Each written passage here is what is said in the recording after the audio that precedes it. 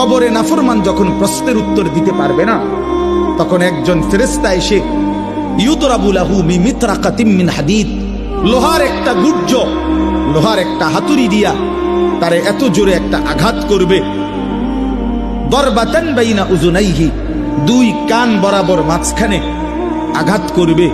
আল্লাহ রাসূল বলেন ফায়াসিহু সাইহাতান, নাফরমান এত জোরে একটা চিৎকার মারবে, ইয়াসমাউহা মান ইয়ালিহি ইল্লা সাকালাইন, মানুষ এবং জিন ব্যতীত আল্লাহর সমস্ত সৃষ্টি বেঈমানের চিৎকার শুনতে পাবে।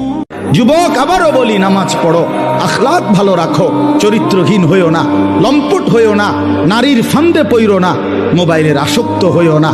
বাবাদেরকে বলি, সুদের লেনদেন, ঘুষের লেনদেন, হারামের লেনদেন ছাড়েন, চা দোকানের আড্ডা ছাড়েন, বিড়ি সিগারেটের বদভ্যাস ছাড়েন, গুনার রাস্তা ছেড়ে দিয়ে শেষ হায়াত আল্লাহর জিকির, কোরআনের তেলাওয়াত, নামাজ রোজা বন্দিগির মধ্যে কাটান। দ্বীনকে ভালোবাসেন, মসজিদকে ভালোবাসেন, মাদ্রাসাকে ভালোবাসেন, কোরআনকে ভালোবাসেন, তালেবে ইলম উলামায়ে কেরামের সাথেই আজীবন সম্পর্ক রাখেন। আল্লাহ আপনাদেরকে তৌফিক দেন, কবুল করেন, আমিন। যুবকের সেজদা আল্লাহর আরশ কাঁপা ওঠে। নওজোয়ান সেজদা দিলে আল্লাহ আরশে আজিম থেকে বলে, যুবক তুই আমারে সেজদা দিলি, যা ওয়াদা দিলাম হাসরের ময়দান আমি তোরে আমার আরশের ছায়া দেব। তোরে আমি পাশে বসাবো নওজোয়ান, তুই স্টেজে বইবি, স্টেজে বস, বাকিরা তাকায় দেখবে, বাপরে আমগো এলাকার হেতি দি বাদশাহ।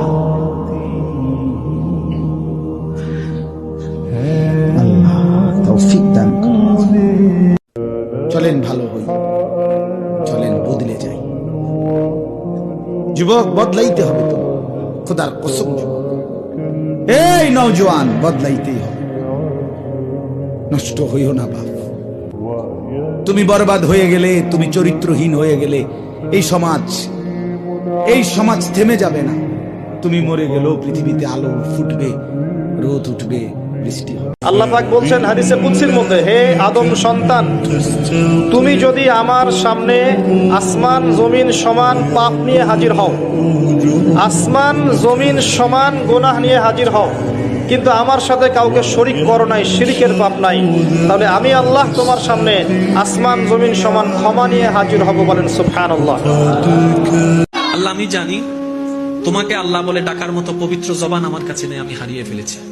আল্লাহ, তোমার কাছে যে চাইবো, ভিক্ষার দুইটা হাত যে তুলবো, সেই হাতের পবিত্রতা আমি রক্ষা করতে জানি নাই। মওলা, ব্যর্থতা আমার গুনাহ পাহাড় নয়, আসমান হতে ছুঁয়ে গিয়েছে, কিন্তু আমি তারপরও তোমার দরবারে হাজিরা দিয়েছি, কারণ আমি জানি আমার গুনার বিশালতার চাইতে তোমার রহমতের বিশালতা হাজার গুণ বেশি। বান্দা যদি বলতে পারে দিল থেকে, আল্লাহ আমি গুনাহ ছেড়ে দিলাম, আর করব না, ওয়াদা দিলাম, আমি লজ্জিত মাওলা, আমি মাফ চাইলাম, আল্লাহর কসম, আল্লাহ বলেন উলাইকা জাযাউহুম মাগফিরাতুম মির রাব্বিহিম, আমি ওয়াদা দিলাম বান্দা 90 বছরের গুনাহ আমি একসাথে মাফ করে দিলাম।